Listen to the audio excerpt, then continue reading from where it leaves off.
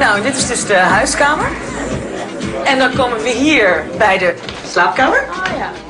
Met